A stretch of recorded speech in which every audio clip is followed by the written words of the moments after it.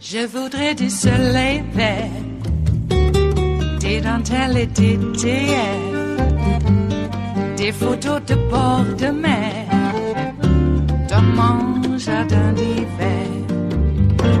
Je voudrais de la lumière, comme en Nouvelle-Angleterre. Je veux changer d'atmosphère, dans mon jardin d'hiver.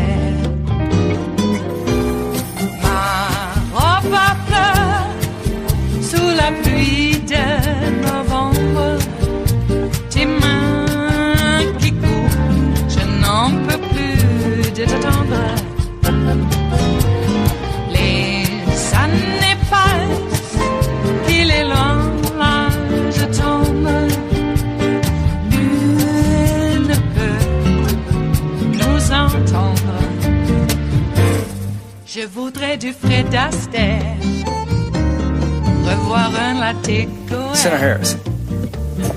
Thank you, Mr. Chairman. Attorney General Barr, has the President or anyone at the White House ever asked or suggested that you open an investigation of anyone? I wouldn't. Yes or no? Could you repeat the question? I will repeat it. Yeah. Has the President or anyone at the White House ever asked or suggested that you open an investigation of anyone? Yes or no, please, sir? The President or anybody else? Seems you would remember something like that and be able to tell us.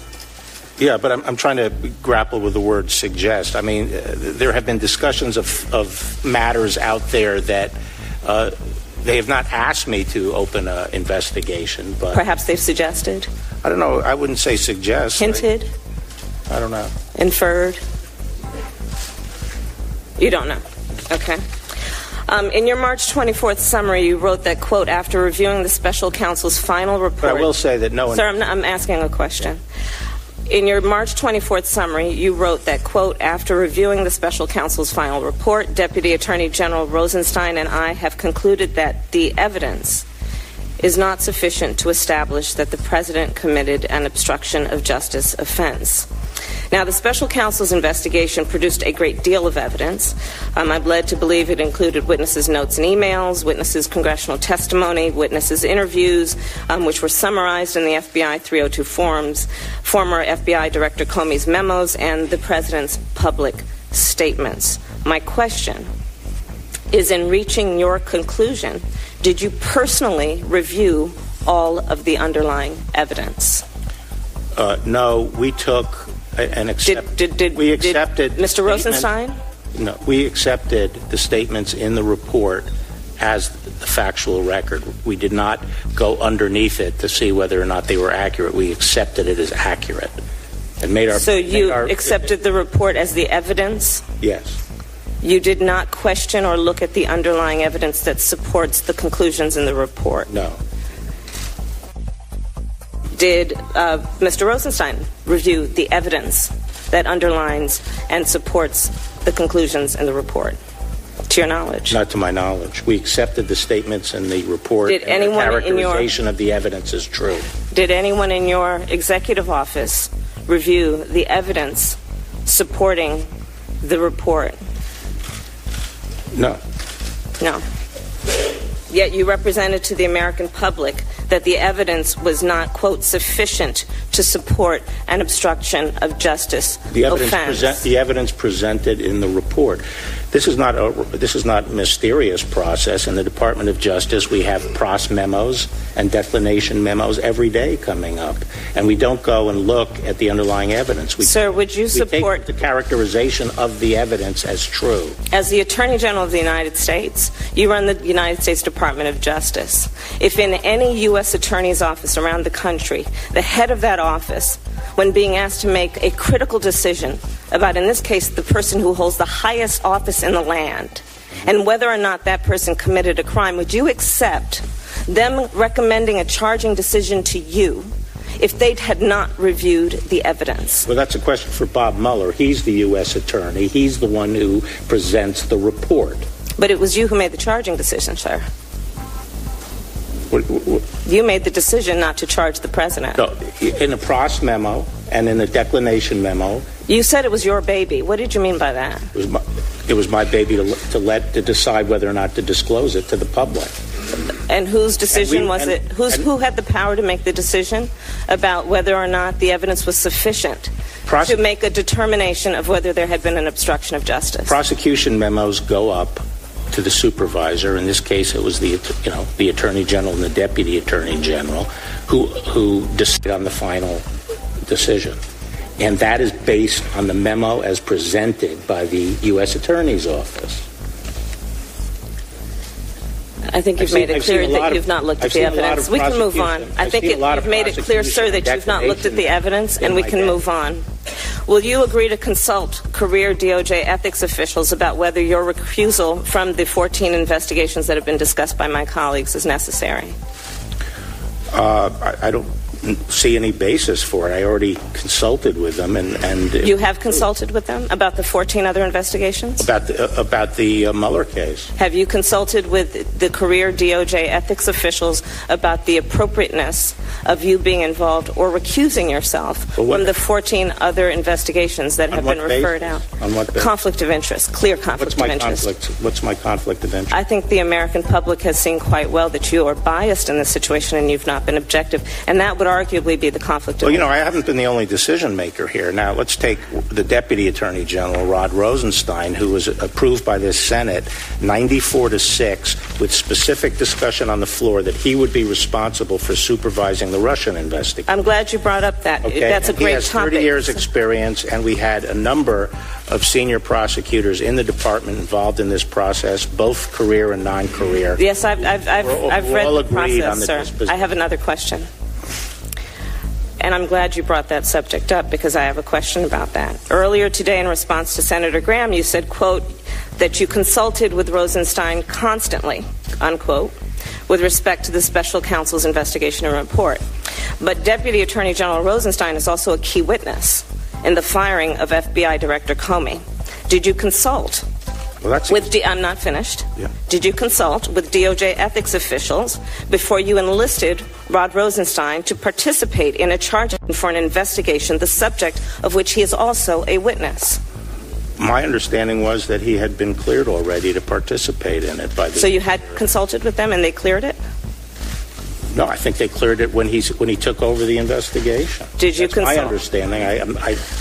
You don't know whether he's been cleared of a conflict of interest? He would be participating if there was a conflict of interest. So you're saying that it did not need to be reviewed by the career ethics officials in your office? I believe it was appropriate?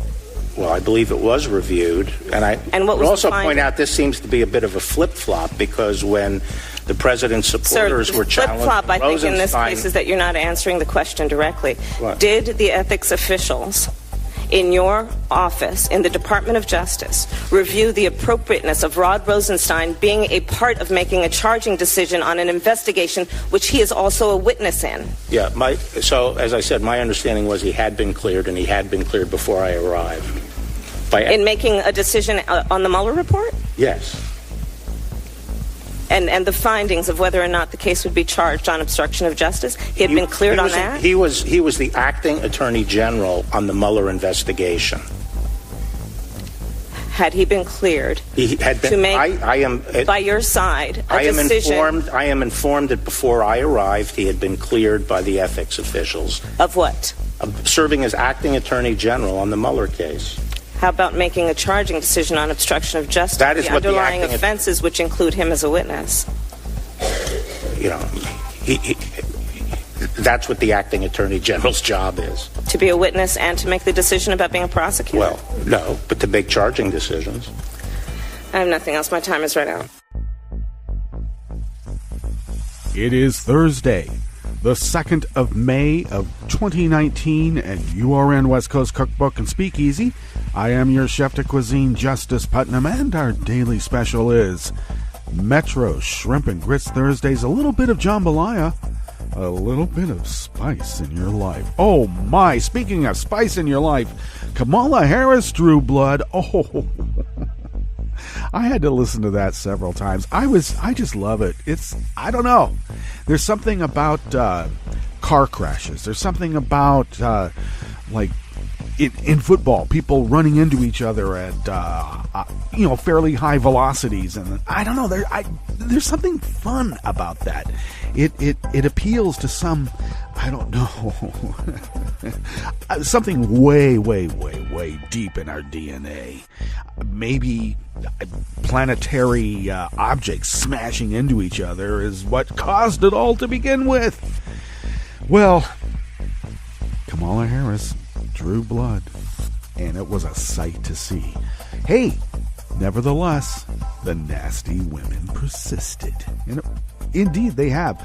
Trump cannot stand women who are, I don't know what, strong women? I don't understand him.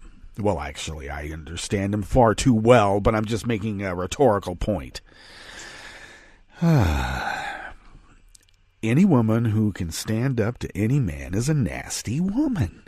Which is just, maybe we could say that's a nice way of saying she's a bitch. Because that's really what he wants to say. And he does. But nasty woman, it kind of rolls off the tongue well as well.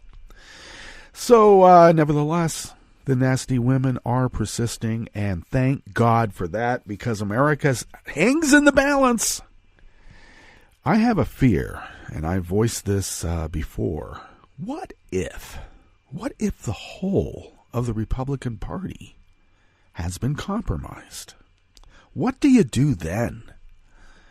I mean, this is the fear that we have of one faction purging completely the other. It leaves a sour taste in my mouth thinking about it.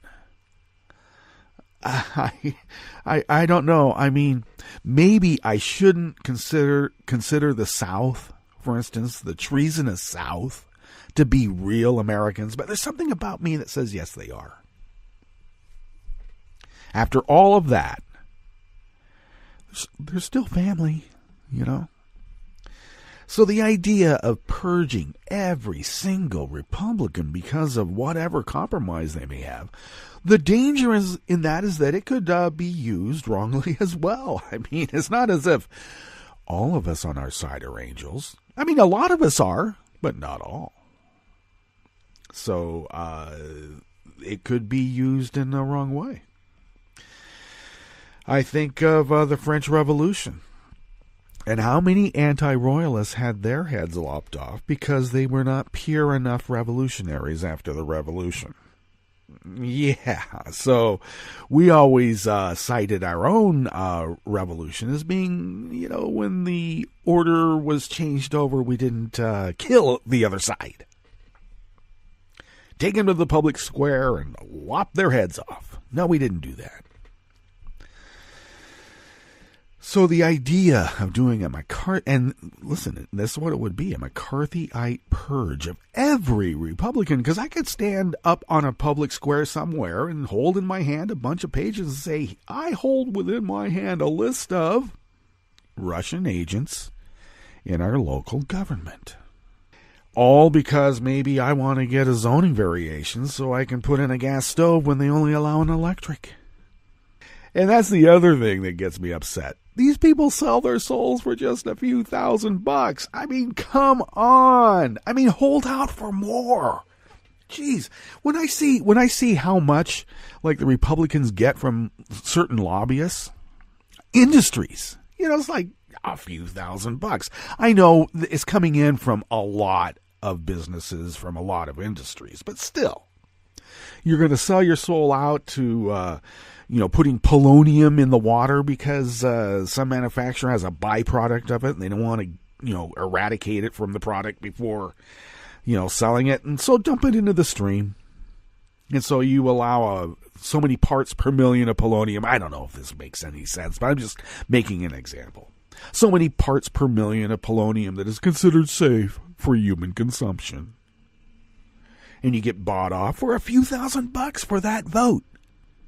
Hold out for more. God, I hate it when grifters are such bottom feeders. I mean, you could become jewel thieves if you just put your mind to it. Come on, show some effort. What's on the rest of the menu here? In the Bistro Cafe at West Coast Cookbook and Speakeasy, Metro Shrimp and Grits Thursdays, by the way. And I know a lot of people out there think that grits is an abomination, but I don't care. It's a grain from God, and all of us should enjoy every bit of God's creation. Every bit. I grok you, buddy. I grok you. Yeah, that might be kind of scary if we were up in the Sierras now, wouldn't it? In the wintertime. Okay, on the rest of the menu, thousands march on the Wisconsin Capitol in support of driver's licenses for undocumented immigrants. Why would you do that? I don't know. How about insurance issues? And people are people. 10,000 teachers rise up against the Republican legislature in deep red South Carolina. And a court orders officials of Trump's sham Civil Rights Commission to turn over thousands of emails about Trump's voter suppression efforts. But they're emails. After the break, we move to the chef's table, where despite a failure to honor its moral commitments, a federal judge in California ruled a Spanish museum can keep a Pissaro confiscated by the Nazis in Berlin. And the Pentagon said the military has not been given orders to prepare for war in Venezuela. War in Venezuela? What? Grenada wasn't available? All that and more on West Coast Cookbook and Speakeasy. Bon appetit.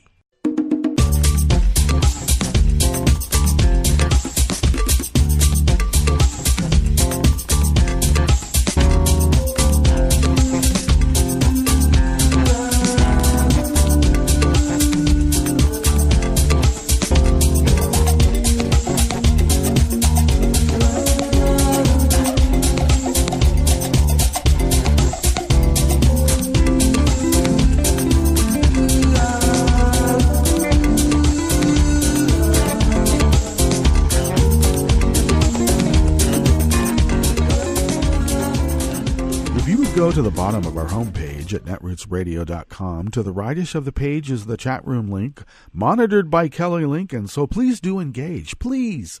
If you would then look to the leftish of the page from the chat room link at the bottom of our homepage at netrootsradio.com, you will notice the link for our contribute button there, and if you could become a recurring Patreon of Netroots Radio, you will be an integral part in keeping this, long-running powerhouse of resistance resisting as the founders originally intended. That's right, 8 years of 24/7, 365 broadcasting of online radio. We're hard workers here, and we do a lot with really little. We're able to do this with what comes out of our own wallets. And really, more importantly, you, because you are our biggest contributor. And thank you for your generosity in keeping this powerhouse of resistance resisting. If you would like to follow Netroots Radio on Twitter, you can do so very simply at Netroots Radio. Tom takes care of that. Thank you, Tom. Follow me on Twitter at Justice Putnam. I post the show notes and links diary on Daily Co's about 10 minutes before showtime, and then get the links out on social media right away. And do check those out. Those links and other show notes are a very important part of this multimedia operation. As I mentioned before, we don't need an overhead projector because we have the internet now. Okay? Okay. If you would like to follow the show on Twitter, do so at Cookbook West. And the most important of all, pick up podcasts by way of Spreaker, Stitcher, TuneIn, iHeart, YouTube, iTunes, and wherever fine podcasts can be found, mixed in with all the rest of them. And there's millions, probably billions now. Could it be trillions? I don't know. Could be. Okay, if you just indulge me just for one moment here. I was watching probably one of Steve McQueen's last films, because he had been diagnosed with lung cancer. Heavy smoker. Don't do that, kids. Come on. Okay. But about 1980. And I vaguely remember looking at it when it came out, and, it was more like a TV movie. The production notes in it were so very flat, like 1970s TV, actually. So this 1980 movie, he was depicting, and I forget the fellow's name, he had some notoriety back in the day, a bounty hunter. And just of what caught my eye again was that he's an older guy, and he's got a very young, pretty wife, and she's pregnant, and she's hip and modern and wants to get him involved in, a more modern way of looking at things. And he's kind of, he's older, we'll say, but, he's still cool because he's Steve McQueen. All right. But so she's convinced him to go to Lamaze classes. And so that resonated, of course. And I made mention before, there was a time where men taking part in the birth process was considered quite odd in some circles, and I can attest to it because I was told that's odd. Okay, whatever. And new, hip, mindful. I chose the mindful aspect, and it just made sense. I mean, this is our child. So to me, it was very important to be part of that birth process. But it just made me cry because, that was 41 years ago, this last October. And so you bring your kid into the world, and sometimes you have to send your kid off into another plane of existence. And it just made me sad, and I cried, and I couldn't watch this flat, almost two-dimensional movie. Teleplay almost. It wasn't even a screenplay. It was like a teleplay. But it made me cry. All right. Well, we better get on with the show. Time's a-flying. And let's look at this first offering here by Rebecca Entralgo out of Think Progress. I confess I've been out of California for a bit now, and I don't know. Have they passed? There used to be no laws about, quote, undocumented immigrants being able to get a driver's license. In the state of California, you showed up with, I guess, birth certificate. There's any number of things, but you got to have, maybe a utility bill, any number of things that would identify you. The big one being insurance. They want people to have insurance because if you run into somebody, usually that person by themselves cannot pay anything, let alone damages to emotional distress from the accident. Okay? So that's why we have insurance. And that's the big reason why you would want everybody who's driving in your state to have a driver's license and insurance. And sometimes people from other countries visit. And they visit for an extended period of time. Like maybe they might be working for Apple. Can't put them on transit all the time now, can we? Indeed. Roughly 10,000 students, business owners, immigrant workers, and their families, that was 10,000, gathered at the Wisconsin State Capitol in Madison yesterday for a May Day rally to pressure the state government to restore driver's licenses to undocumented immigrants. May Day, that socialist holiday. That's what it was called. It was called a commie holiday when I was a little kid. So, I don't know. My mother, bless her heart, she countered by having us kids wrap up these really beautiful floral arrangements and putting them on people's porches, especially the ones that hated the commie holiday. May 1st has been a marker for where we are in the immigration movement.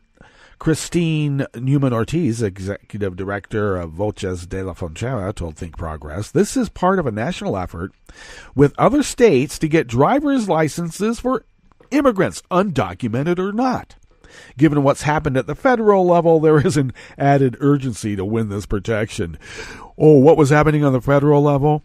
Yeah, we got Nazis in office, and somehow they got their power illegally with the help of a hostile foreign power. Lindsey Graham says, hey, no more. It's over. How many rubles are in Lindsey's pocket? I know they got some sort of other compromising material on them, and I can only imagine what that might be. But really, that's not enough. Not even for Lindsey. It's rubles. He's got rubles. And what's really sad? He got bought off for so little. Supporters of driver's licenses for undocumented immigrants say it will make the road significantly safer, lower insurance costs, and allow more opportunities for members of the immigrant community to have jobs in areas that may not be able to access without a vehicle. Wisconsin Governor Tony Evers, who happens to be a Democrat, by the way, proposed allowing undocumented immigrants to get driver's licenses in his first state budget earlier this year. The proposal has received widespread support not only from immigrant activist groups, but also from top law enforcement officials in the state. And you only know why, because it makes the roads safer. It really does. But we can expect the Republicans, because they are the party of white power. They are. I'm laughing right now because I'm thinking, oh, God, the paragons of the master race embodied in the Republican Party. Oh, God. Once again, history is just laughing at us.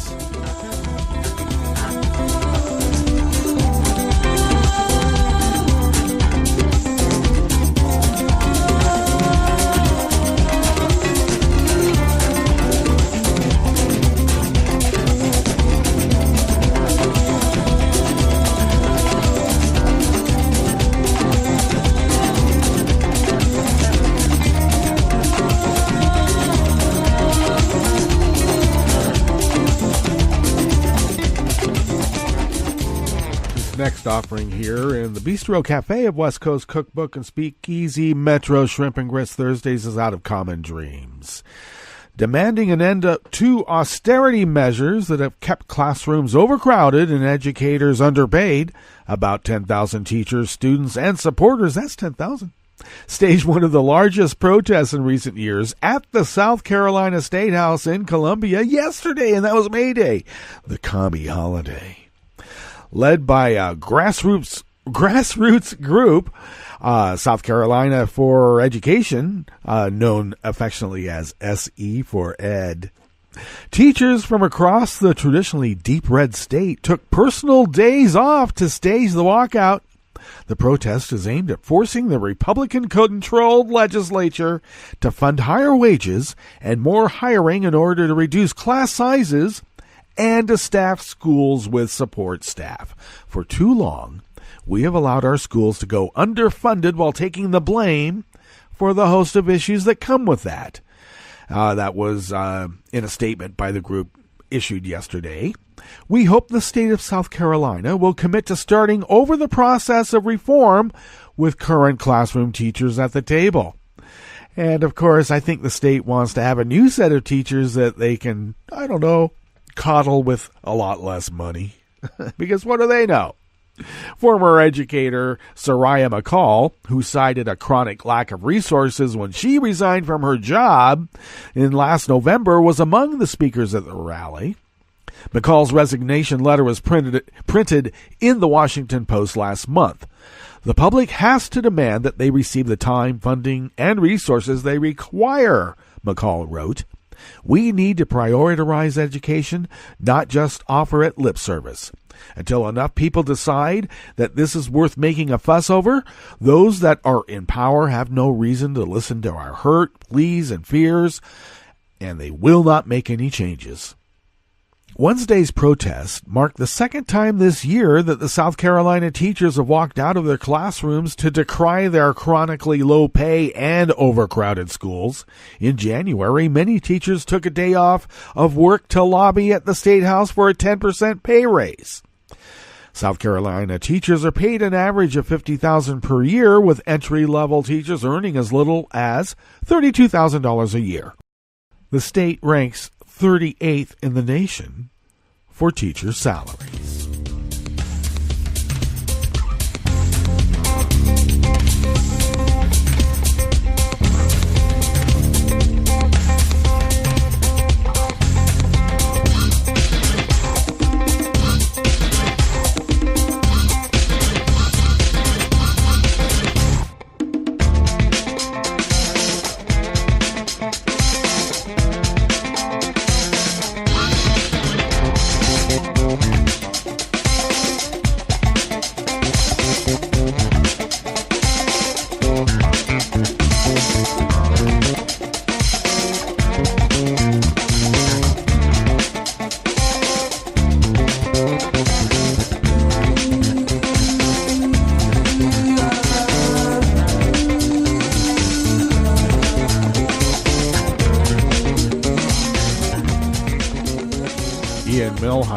Of Think Progress brings us this final offering here in the Bistro Cafe, part of West Coast Cookbook and Speakeasy. Yes, we're going over just a little bit before we get to the break and back into at the chef's table, but fear not, this is a salon, and we can do anything we want. During the 2016 election cycle, many news outlets treated the fact that former Secretary of State Hillary Clinton used a personal email account to conduct work business as the single most important issue facing voters. Remember? But her emails. The New York Times, according to the Columbia Journalism Review, ran as many cover stories about Hillary's emails as they did about all policy issues combined in the 69 days leading up to the election. And now we want to talk infrastructure. In reality, few people actually believe that a government official using a personal email address for work business is a world historic crisis.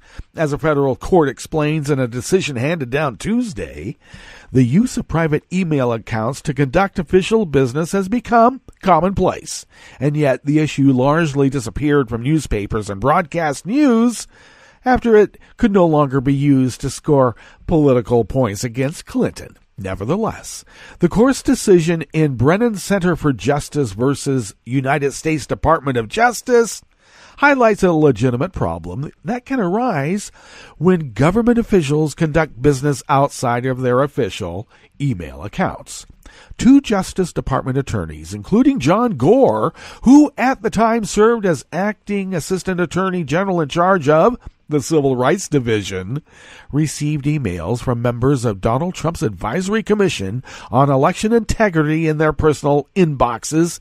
At least some of these emails concerned the commission's official business. Skeevy, isn't it? Very skeevy.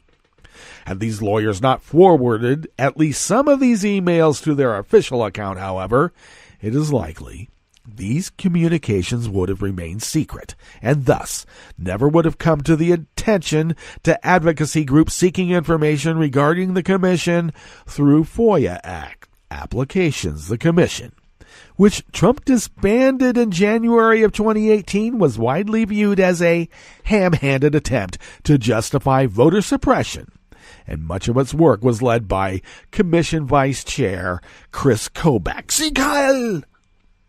The former Kansas Secretary of State, I think we call that Secretary of State, whose efforts to defend a state voter suppression law turned into a comedy of errors that climaxed in a court order requiring Kobach to attend remedial classes on legal procedure. Other commission members included Hans von Spakovsky, a voter suppression lawyer with the Conservative Heritage Foundation, who was criticized by his former Justice Department colleagues for his unprecedented intrusion of partisan political factors in his legal decision-making. How very, very fine is that? And J. Christian Adams, another voter suppression attorney who falsely claims that there is an alien invasion at the polls. These are the people that Trump listens to. The upshot of Judge Alvin Hellerstein's opinion in the Brennan Center case is that government officials must search Gore and Reardon's personal email accounts for communications related to voter fraud, election integrity, and similar code words often used by proponents of voter suppression, and turn over any emails that are discovered which fit within the advocacy group's Freedom of Information Act request. What's good for the gander is good for the goose. And these people's goose is cooked. Yeah, it took me a long time to get there, but I made it. All right, let's get to our break. We'll come back from that break. We'll go through weather from around the world, and we're going to finish up with the stories that we've curated for you today. You are listening to West Coast Cookbook and Speakeasy, and we will be right back. You are listening to netrootsradio.com. Please hang up and try again.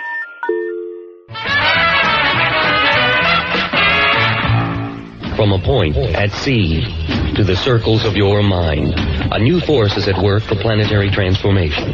New radio for a new Earth.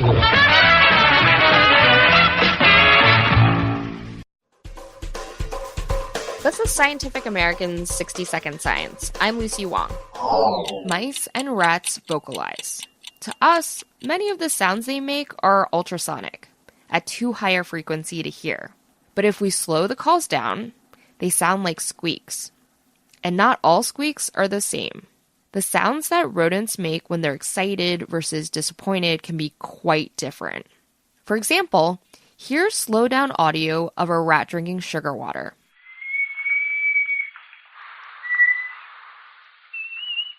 But this rat got played. It got non-sweetened water after becoming accustomed to sugar water. Calls around 22 kilohertz are usually associated with unhappy affect, and calls around 55 kilohertz are happy affect. John Neumeier, a professor of psychiatry and pharmacology at the University of Washington. So if you tickle a rat, it puts out a lot of 55 calls. If we give them a sucrose solution, then they put out a lot of calls at 55 kilohertz. Being able to interpret these different calls can help researchers understand the rodent's emotional state, which could affect the results of the experiments on the animals. Of course, listening to rodents in real time eats up resources. To code 1 hour of a recording, it takes 10 hours, because you have to slow these recordings down in order to be able to listen to them. To automate the process, Neumeier's associates Kevin Coffey and Russell Marks used machine algorithms originally designed for self-driving cars to develop a software that they call Deep Squeak. The program takes recordings of the rodent squeaks and then plots them by frequency and intensity. By transforming the audio to a visual representation, they were able to train the computer network to recognize what an ultrasonic vocalization looks like, and then to easily tell it apart from other kinds of noise. The description of Deep Squeak is in the journal Neuropsychopharmacology. The researchers have made the software available to any other scientists working with rodents who could use this kind of analysis. In my mind, it will democratize this kind of research so that people can afford to do it, because it's been a huge barrier. Thanks for listening. For Scientific American's 60-Second Science, I'm Lucy Wong.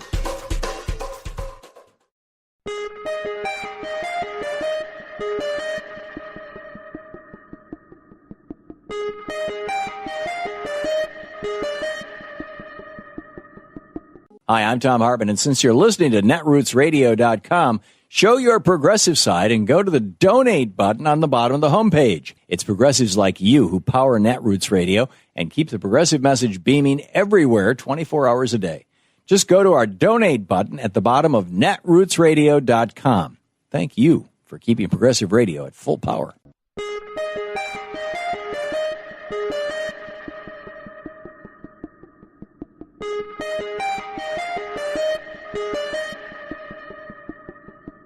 Quote, on April 2nd, the Federal Department of Justice issued a horrifying report on Alabama's prisons that contained graphic accounts of prisoners being tortured, burned, raped, sodomized, stabbed, and murdered in unsupervised dormitories. I'm Bill Newman, and this is the Civil Liberties Minute. The just-quoted New York Times article went on to report that Alabama prisons are lousy with corruption, rife with drugs and sharp knives. They are crammed full of inmates, holding 2 to 3 times their maximum capacity. And the prisons are way understaffed. Officers often stand behind a barricaded, secure area and tell inmates who have fled to them looking for safety to go get a knife. Torture in Alabama prisons is not legal or constitutional, but it is and has been facilitated, condoned, sanctioned, and accepted. These conditions continue because people on the outside generally pay little or no attention, proving the maxim that prison walls are meant as much to keep the public and the press out as they are to keep the prisoners in. Here's an update. The Department of Justice has threatened to sue the state of Alabama and its prison system. And since the report was issued in early April, 3 correctional officers in that state have been attacked, and at least 1 prisoner has been stabbed. The Civil Liberties Minute is made possible by the ACLU, because freedom can't protect itself. I'm Rick Smith, and this is Labor History in 2.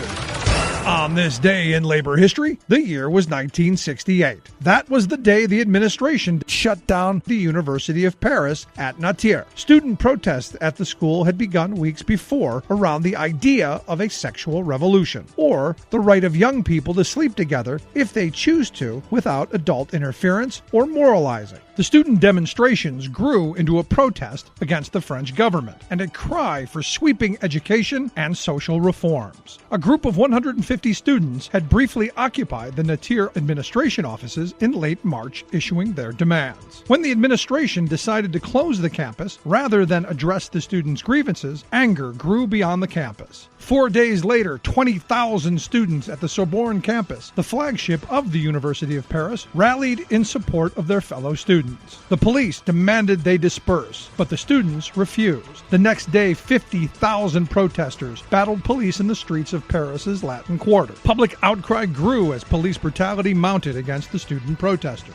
On May 13th, an estimated 1 million people marched through the streets of Paris. Workers in factories walked out on strike and occupied factories. The general strike spread until more than 20% of the entire population of France had walked off the job. Most of these strikes were spontaneous, wildcat actions, and not centrally coordinated. Millions protested in the streets. French President Charles de Gaulle realized his country stood on the brink of a full-blown revolution. So he declared that France would hold elections, giving the citizens the final say. This quelled the protest movement.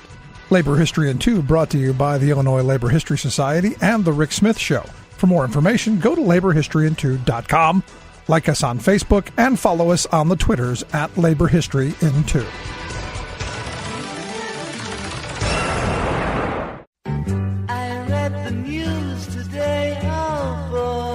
It's time for Nicole Sandler's What's News from NicoleSandler.com and the Progressive Voices Network. The Attorney General, William Barr, will not testify before the House Judiciary Committee as scheduled on Thursday because he doesn't want to be questioned by staff attorneys. Upon hearing the official word that Barr wouldn't show, House Judicial Committee Chairman Gerald Nadler explained the next steps. Compliance with congressional subpoenas is not optional, and if good faith negotiations don't result in a pledge of compliance in the next day or two, the next step is seeking a contempt citation against the Attorney General. There are many questions that must be answered. The committee will convene at 9 o'clock tomorrow morning as planned. My colleagues will be present. I hope and expect that the Attorney General will think overnight and will be there as well. Barr spent much of Wednesday testifying before the Senate Judiciary Committee, which is run by Republicans. Committee Chair Lindsey Graham set the tone by beginning the hearing with a series of lies. No collusion, no coordination, no conspiracy between the Trump campaign and the Russian government regarding the 2016 election.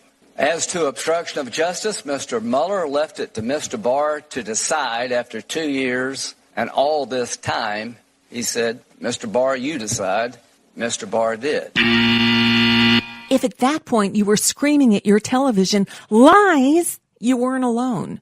Kudos to Nicole Wallace at MSNBC, who actually broke into Graham's opening statement to do the same. I'm not going to dance around this. He's lying. He's lying about what the Mueller report finds around one of the critical flashpoints in the obstruction investigation. One of the incidents that was investigated by Robert Mueller and his obstruction investigators was the attempted firing of the special counsel. It was one of the incidents that was under investigation into really days before Mueller wrapped up. He's quibbling with whether removing Mueller and firing him is the same thing. It's also the colorful reporting from this report where Don McGahn says to Reince Priebus, which is the third witness to this incident, the president asked me to do some crazy shit. And I'm sorry to swear, but I think we've got an attorney general lying about what is in the Mueller report around what was one of the most investigated flashpoints in the obstruction investigation. And my question again is why? Nicole Wallace interrupted the hearing at another point as well when Barr was blatantly lying to call him out on that. Once again, good for her. Even some at Fox News were taken aback by Barr's blatant lies. Chris Wallace called out Fox opinion hosts for, quote, pushing a political agenda with their coverage of Mueller's complaint about Barr's handling of the Mueller report. I know there's some people who don't think that this March 27th letter is a big deal, and some opinion people who appear on this network who may be pushing a political agenda. But, you know, we have to deal in facts. And the fact is that this letter from the special counsel, and it was one of at least 3 contacts with the Attorney General between March 25th and March 27th, was a clear indication that the Attorney General was upset, very upset, with the letter that had been sent out by the Attorney General and wanted it changed or wanted it at least added to, and the Attorney General refused to do so. He felt the Attorney General's letter was inaccurate. He says in the conversation he was talking about media coverage. That's not what he said in the letter. What he says in the letter is you didn't reflect what we found in the report. And there are a lot of people, having read now the full report, or as much as it has been not redacted, agree that he didn't reveal what was fully in the report. Again, those aren't opinions. That's not a political agenda. Those are the facts. Several Democratic presidential candidates and senior lawmakers are calling on Barr to resign or recuse himself from future Department of Justice decisions related to future investigations and prosecutions based on special counsel Robert Mueller's report. In other news, a federal judge set a lawsuit accusing Donald Trump of violating the Constitution's emoluments clause could go forward, rejecting the White House efforts to get the case thrown out. The judge sided with nearly 200 members of Congress who have sued Trump, alleging his ongoing ties to a sweeping business empire continue to enrich him while in office. After hours of emotional debate, Florida's House of Representatives voted to pass a bill allowing teachers to carry guns in the classroom. The legislation is an expansion of the so-called Guardian program created by lawmakers last year in response to the Parkland massacre. And after days of unrest, things in Venezuela are still at an impasse. Opposition leader Juan Guaido, who is also president of the country's National Assembly, had tried earlier this week to oust embattled President Nicolas Maduro from power. But now Guaido, who several countries, including the U.S., recognize as the country's interim president, admits he doesn't have enough support from Venezuela's military to make that happen. Meanwhile, U.S. Secretary of State Mike Pompeo reiterated that U.S. military action in Venezuela is possible, quote, if that's what's required. And that's just a bit of what's news for now. I'm Nicole Sandler. If you appreciate these reports and the Nicole Sandler Show, I hope you'll consider making a contribution. My work is 100% listener supported, and I can't do it without your help. Find out more at NicoleSandler.com/donate.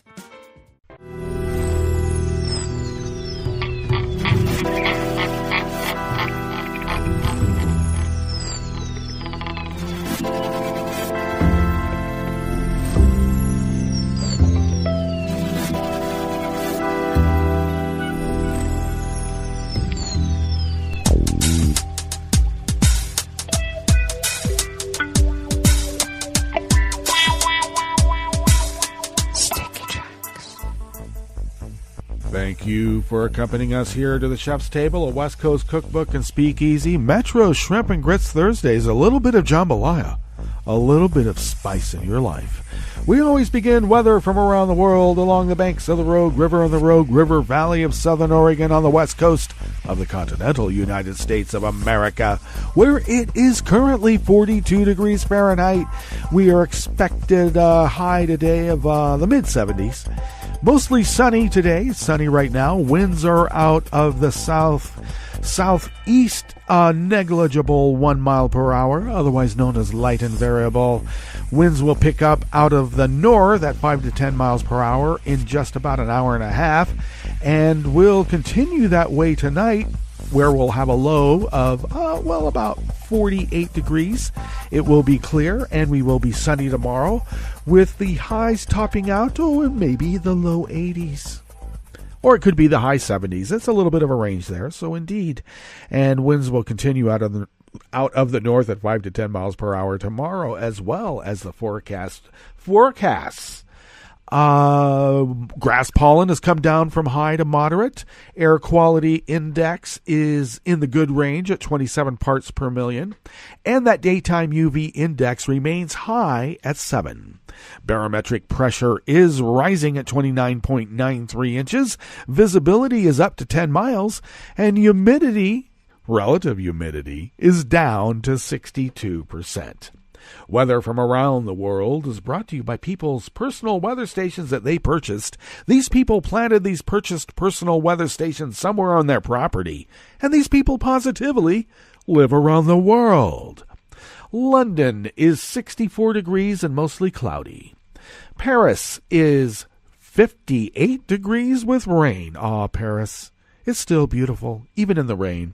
Rome is 70 degrees and sunny, equally beautiful, and it's sunny in Rome. Kiev is 62 and fair. Kabul is 63 degrees with showers in the vicinity.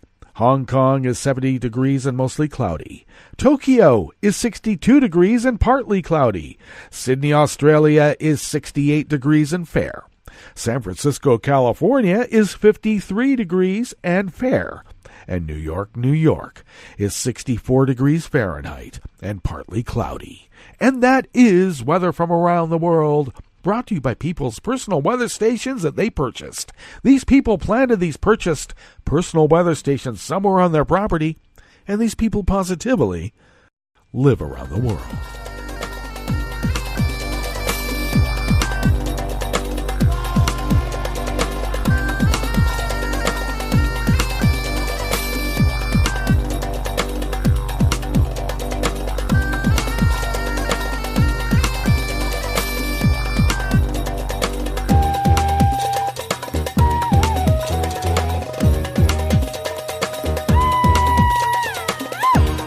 Dan Whitcomb of Reuters brings us this first amuse-bouche here at the Chef's Table at West Coast Cookbook and Speakeasy. A Madrid museum cannot be forced to return a Camille Pissaro, a painting that was seized by the Nazis from its Jewish owners during World War II, despite the institution's failure to honor its, quote, moral commitments, end quote, a federal judge in California has ruled. U.S. District Judge John Walter said he was bound by Spanish law in the nearly two-decade fight between heirs of Lily Cassirer and the Thyssen-born Misa collection over the Paris street scene painted by Pissaro in 1897. The court has no alternative but to apply Spanish law and cannot force the Kingdom of Spain or TBC to comply with its moral commitments. Really?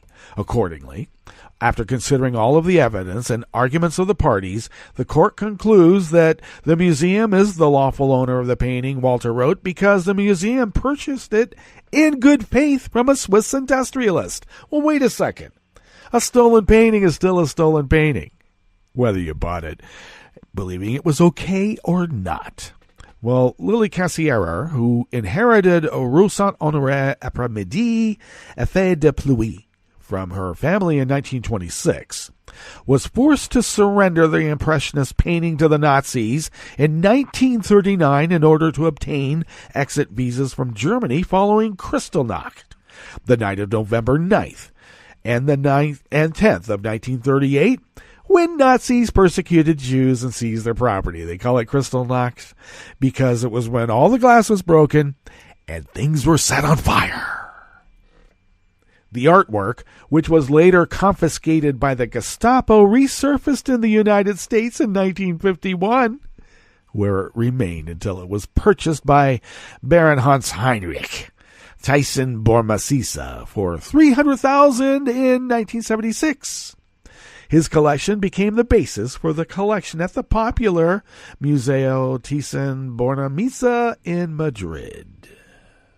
In his ruling, Walter said the museum's refusal to return the painting was inconsistent with the 1998 Washington Principles on Nazi confiscated art signed by Spain and 43 other countries, in which they committed to make restitution to the descendants of people whose art was looted during the war. On his website, the museum describes Rue Saint-Honoré as one in a series of paintings Pissaro created from his Paris hotel room during the winter of 1897 and 1898, while the Impressionist was in health.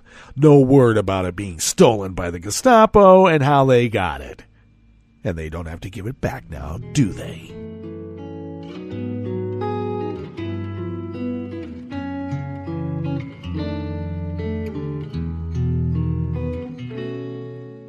Je te donne ce mon amour pour la vie entière, la promesse de me trouver à tes genoux.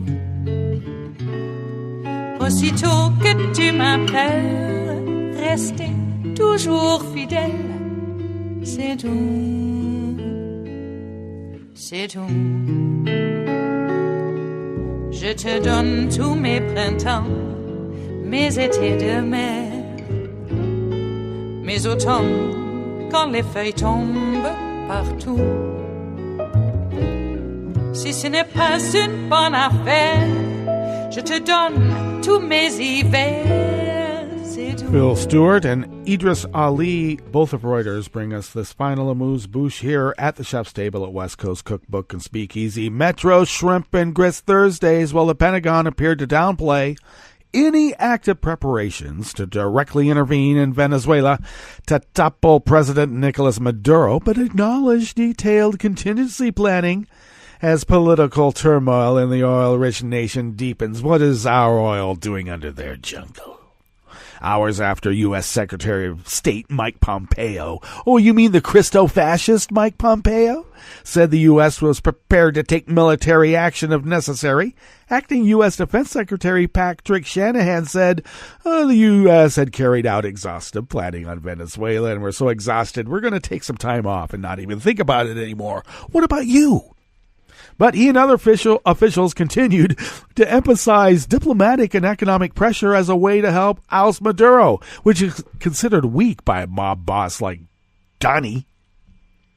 Asked at one point whether the U.S. military had been given instructions to prepare for a conflict in Venezuela, perhaps by pre-positioning U.S. troops, Catherine Wheel Barger, the acting Assistant Secretary of Defense for International Security Affairs, said, "We, of course, always review available options and plan for contingencies, but in this case, we have not been given the sort of orders that you're discussing, so no." Well, that's good to know, and I'm glad that at least somebody has a clear head in this muddled effort at governing that this mob boss is doing. Well, you know what? That brings us to the end of our broadcast period for the day. But you know Netroots Radio is going to broadcast on, and we'll meet up tomorrow for Blue Moon Spirits Fridays, and don't we need it? So stay tuned to Netroots Radio all day and all night for all the breaking news as it breaks, and we'll meet up here tomorrow, right here, in West Coast Cookbook and Speakeasy. Bon appetit.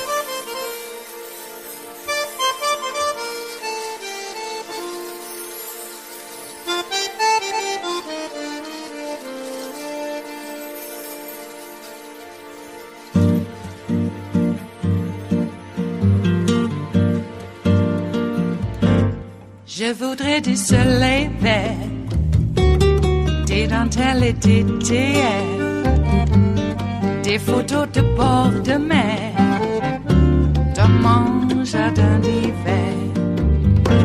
Je voudrais de la lumière, comme en Nouvelle-Angleterre.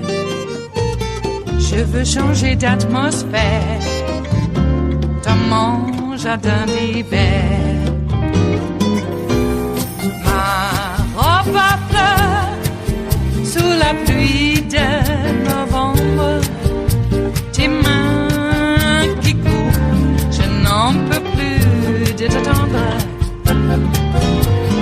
Les années passent, qu'il est loin, là je tombe.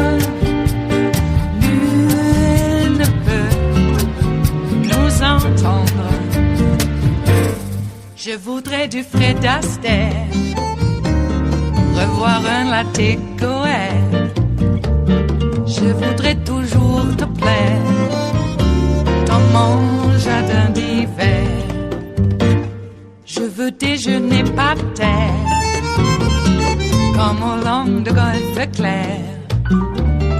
T'embrasser les yeux ouverts dans mon jardin d'hiver. Ma robe à fleurs sous la pluie de novembre. Tes mains qui courent, je n'en peux plus de t'attendre. Les années passent, il est loin, là je tombe. Nul ne peut nous entendre. Ba-da-da-dum-di-da-dum, ba-da-da-dum-di-da-dum, ba-da-da-dum-di-da-dum, dans mon jardin d'hiver.